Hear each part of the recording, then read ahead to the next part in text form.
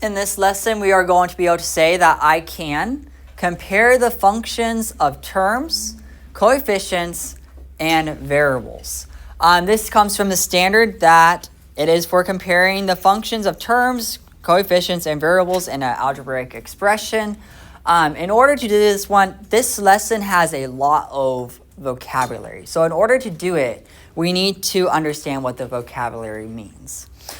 So we are going to understand what it means to be a variable, what it means to be a coefficient, a constant term, a term in general, or expression, and what it means to have like terms. So first off, let's talk about what it means to have a variable. A variable is a letter representation of a number. Okay, it could be x. We typically like to use x as our variable, but sometimes we get creative and we might use t. T typically stands for time. So a lot of times whenever we are having a problem and it deals with how long will this take, we like to use t for time. We could also use y, we could use z. These are letters that represent different numbers. Okay, the big idea is that variables is a representation of numbers. We can substitute numbers in, and it represents a bunch of different numbers. Okay, a coefficient is a number multiplied to a variable. Okay, so it's a number multiplied to a variable. Here's an example of that. Let's say we have 3x. The coefficient is 3. If we have the expression of 5x squared, the coefficient is 5. Okay, it's a number that is multiplied to the variable. Okay, the variable is our letter. The coefficient is the number beside the letter. And coefficients tell us that it is a multiple of that number. Okay, so for example, this 3x, what this is really saying is that it is an x plus an x plus an x, right? We have 3 of those. It's another representation of it. The coefficient is a number in front of the variable. Okay, so I just want to remind you of that fact right there. This 5 in front of that x squared is really just saying that this is x squared plus x squared plus x squared plus x squared plus x squared. We have 5 of the x squares. But it's a lot more simple to just write down 5x squared instead of having to write down the x squared so many times. A constant. A constant is a number without a variable. Okay, so if we have, let's say we have 7x plus 5. A constant would be 5. Okay, let's say we had an example of 3x squared plus 7 minus by 2x. The constant in this is 7. It's a number without the variable. A term. Terms is a single piece of the expression. Typically, terms are separated by the additions and subtractions. For example, if we had, let's say, 7x plus 5, the terms of this expression are 7x and 5. Those are individual terms. Yes, 5 is a constant, 7 is a coefficient, x is a variable, but the terms themselves is the 7x and the 5. Okay? Typically, it is with the addition, subtraction separating them. So those are the terms. By the way, this example we have here, there are 2 terms. This 7x plus 5, there are 2 terms. If we took this 3x squared plus 7 minus by 2x, this one has 3 terms. The 3 terms are 3x squared, 7, and negative 2x. Expression. An expression is a mathematical phrase without an equals to sign. Okay, an expression is a mathematical mathematical phrase without an equals to sign. So this 7x plus 5, that's an expression. It's not equal to anything. We're just expressing something. 7 times something plus 5 more of something else. Remember whenever we were talking about what numbers are? They are a representation of objects. So we have 7 times a certain object plus 5 more of a different object or of the same object. Like terms. Like terms are terms with the same variable raised to the same power. For example, let's say we have 5x plus 3x plus 7. There are like terms with the 5x and the 3x because they have the same variable and the variable is raised to the same power. And if they are like terms, they can be put together. We can simplify it. So we have the 5x and 3 more x's, so 5 plus 3 gives us 8. So we would end up with 8x plus 7. That's what like terms does for us. It helps us to simplify the expressions. Let's look at some examples. Example, for our first example, simplify 3xy minus by a squared plus 2xy plus 2a squared plus 7. Woo, that's a lot. By gathering like terms. So we're going to simplify it by putting everything that can go together. Then we're going to answer the following questions. So, 3xy. Do we see any more just x's and y's? Well, yeah. We see one at 2xy. Those are the same variables that are raised to the same power.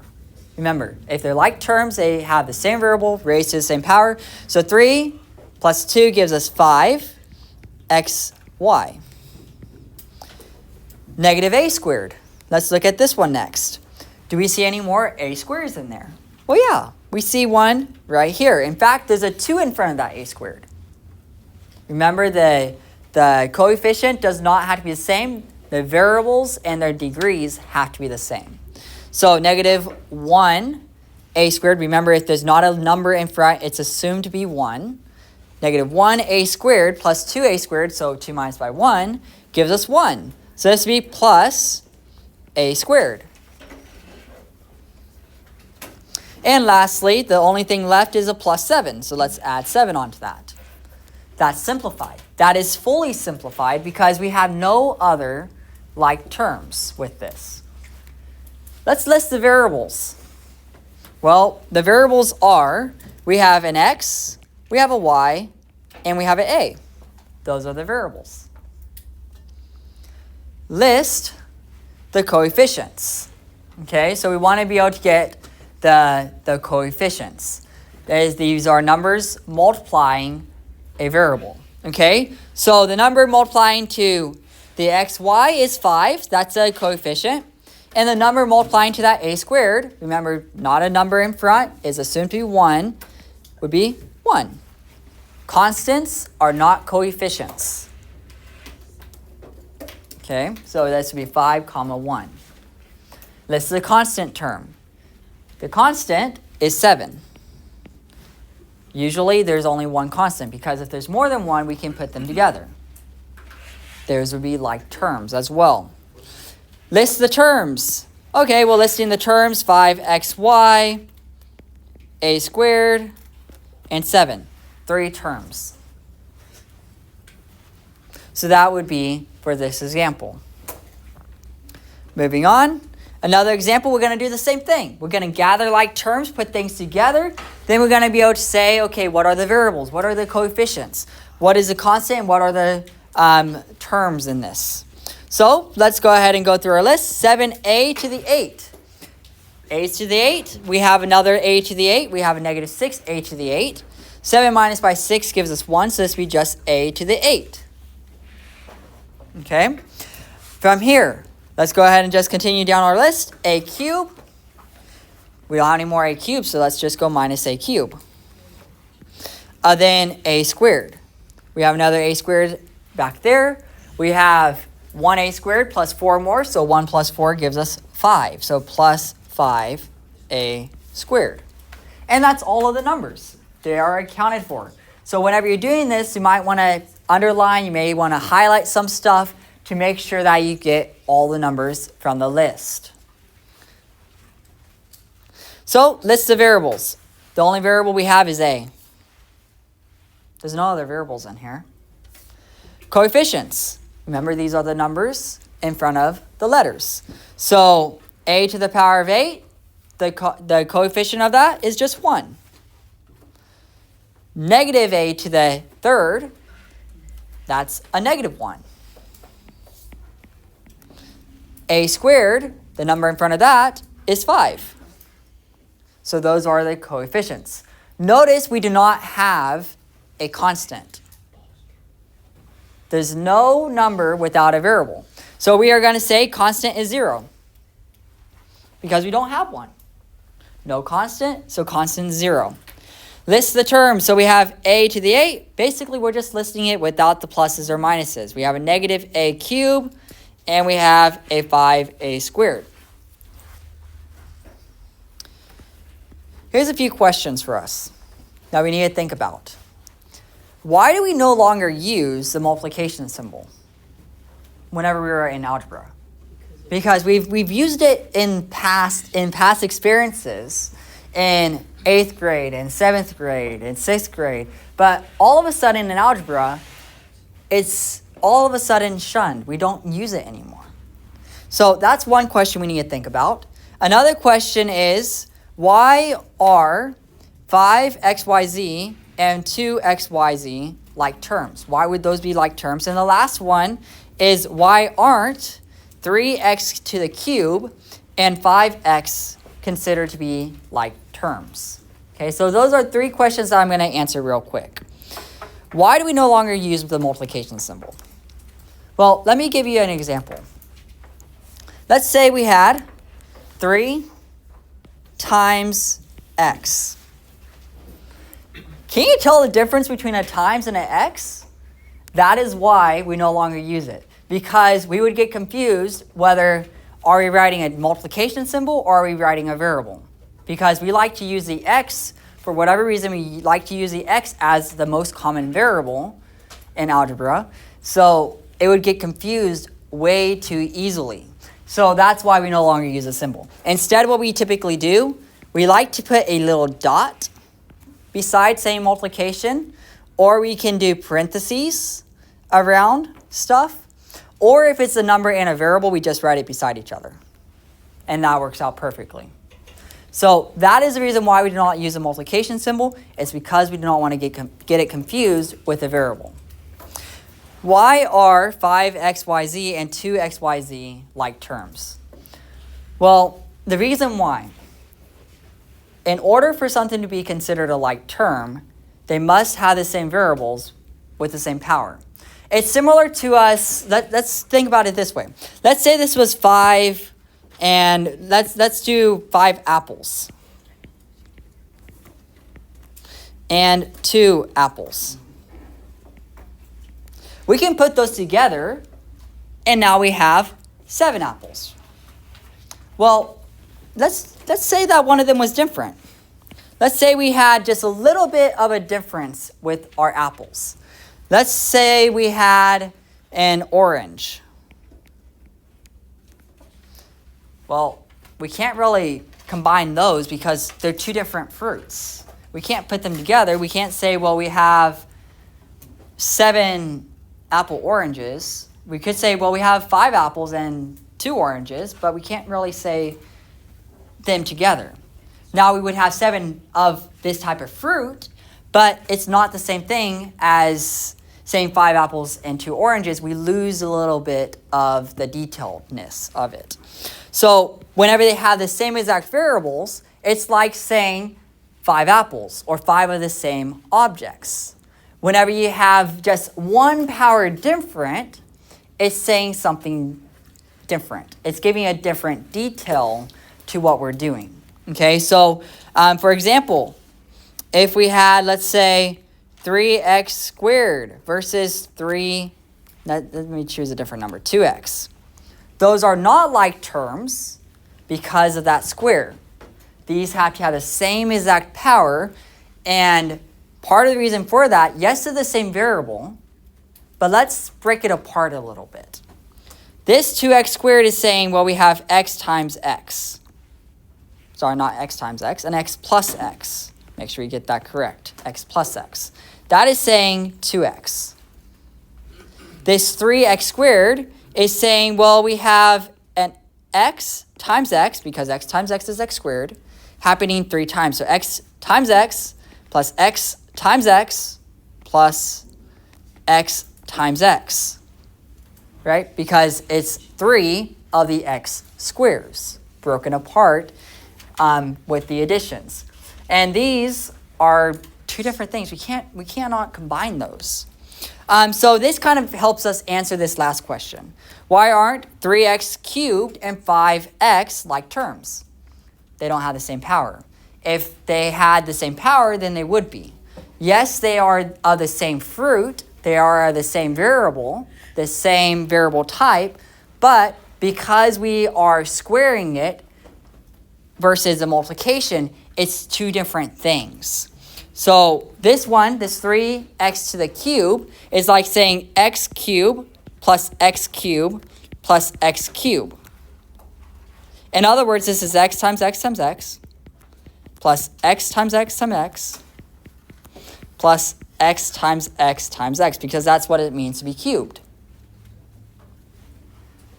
This 5x over here is saying x plus x plus x plus x plus x.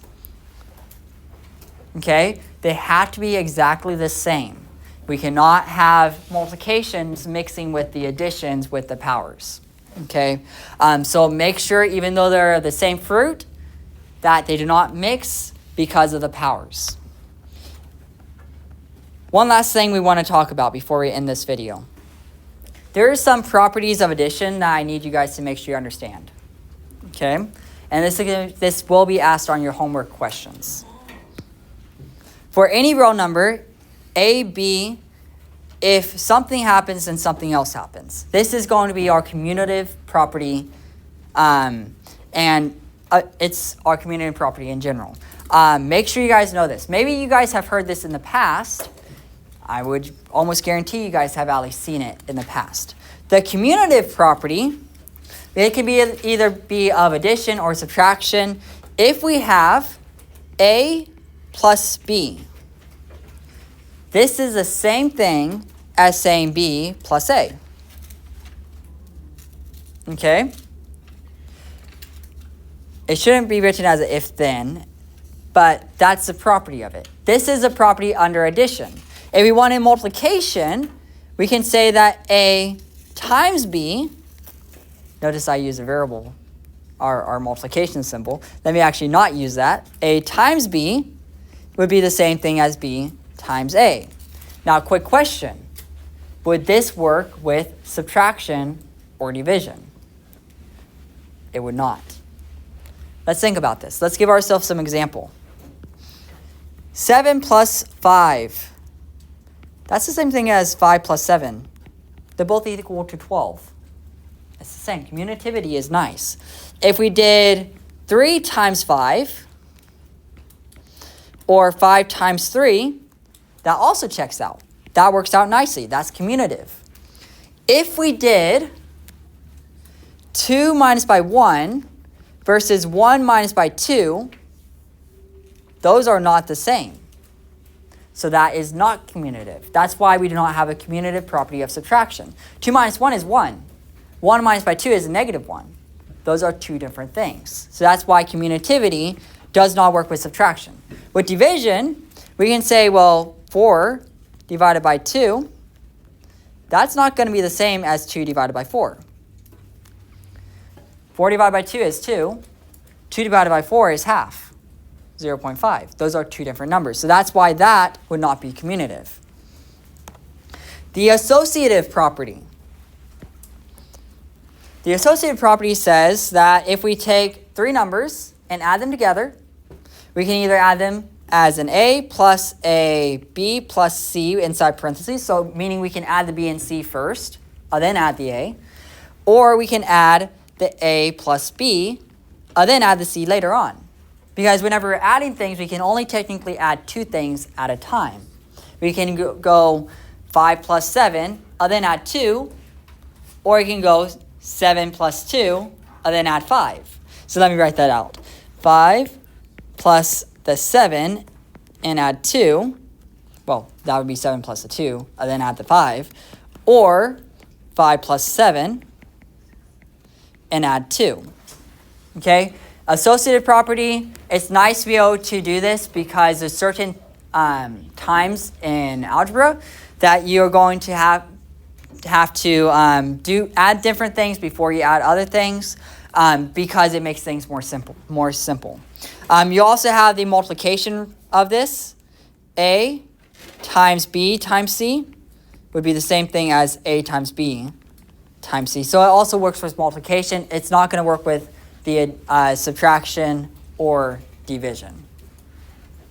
So be careful on that. And last one, distributive property. This one it's going to be the one that you see the most often. The other two, they're good to know, they're nice to know, but they're not as important as this last one. Distributive property looks like this. If we have A times B plus C, then we know that A times B plus B times C, not B times C, A times B plus A times C would be the same thing. Okay? We can take that A and multiply to everything inside the parenthesis. That's the distributive property. We're multiplying that A to everything equally. So for example, let's say we have 2 times x plus 3. If we want to use the distributive property on this, what we do, we take the 2, multiply to the x, take the 2, multiply to the 3. So we have 2x plus 2 times 3, which is 6. And that is our distributive property. Pay attention to that one. This is the one that you're going to be using a lot more than the other ones. You're going to use the other ones, but you're not going to necessarily pay much attention to it or pay that close attention to those. Those happen naturally. The distributive property is one that we have to think about a little bit more.